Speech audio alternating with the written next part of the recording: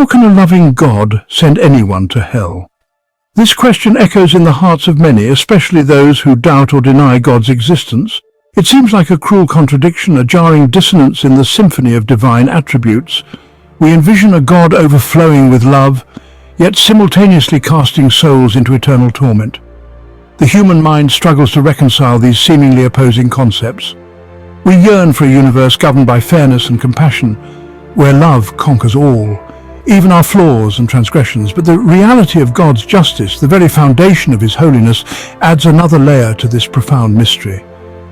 Perhaps the answer lies not in questioning God's actions, but in understanding the true nature of His love, His holiness, and our response to His outstretched hand.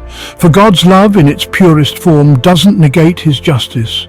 Instead, it works in harmony with it, offering a path to redemption and reconciliation.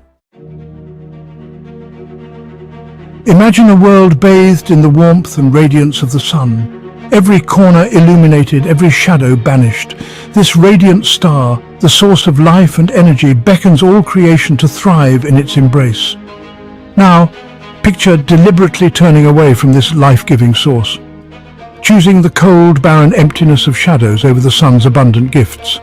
This, in essence, is what it means to reject God. God, the ultimate source of life, light and love, continuously extends His hand in invitation. He yearns for us to bask in His presence, to experience the fullness of His being, yet we are granted the freedom to choose. To reject God is not to incur His wrathful punishment.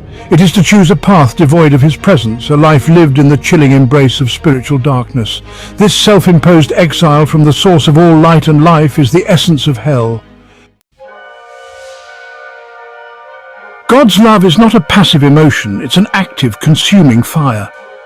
This fire is His holiness, the very essence of His being, burning away all that is impure and unworthy. Imagine a pristine white canvas, flawless and pure.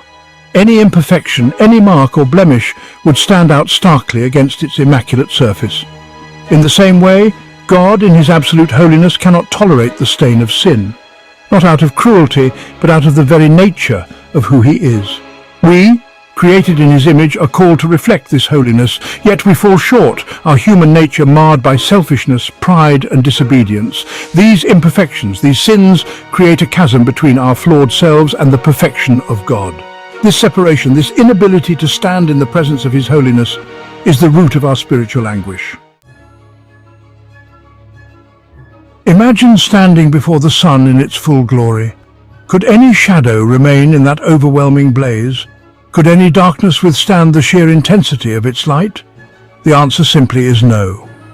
God's presence is akin to this all-consuming light. It purifies, it refines, it burns away all that is not aligned with its own perfect nature. This is not an act of malice, but a consequence of His very being. Our sins, like shadows, cannot coexist with the brilliance of God's holiness.